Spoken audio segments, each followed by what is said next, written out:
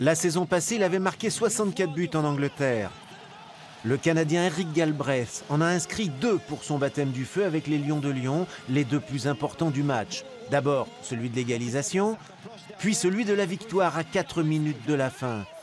Avec lui et avec un groupe remanié à 80%, les Lions de Lyon sont parvenus à renverser la vapeur face aux Gamios d'Épinal, finalistes du dernier championnat. Banco pour le président lyonnais. Une rencontre comme celle-ci, la saison passée, on l'aurait perdue. Donc c'est vrai qu'il y a eu une évolution de ce point de vue-là. On a fait les efforts cet été en ayant un effectif un peu plus large, en ayant un staff un peu plus étoffé. Donc fatalement, les résultats arrivent petit à petit.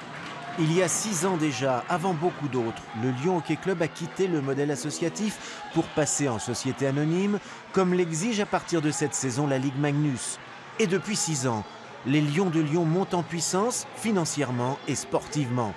Cette saison, non seulement le nombre des joueurs a augmenté, mais aussi la cohésion, si l'on en croit l'un des tauliers du groupe. Je pense qu'on a vraiment une grande progression. Dès le début du camp d'entraînement, on a senti que le groupe voulait travailler et était très soudé. Puis je pense que c'est ça qui fait la différence aujourd'hui. On a un groupe qui veut travailler à chaque fois qu'on monte sur la glace ou en dehors de la glace. Puis on a un groupe vraiment soudé. Mais contre Épinal, le groupe a été éprouvé par les blessures de 2 recrues vedettes.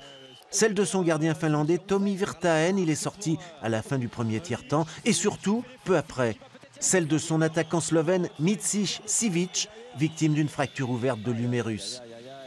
Micic Sivic a été opéré dès son arrivée à l'hôpital. Il ne pourra pas rejouer avant au moins 5 ou 6 mois.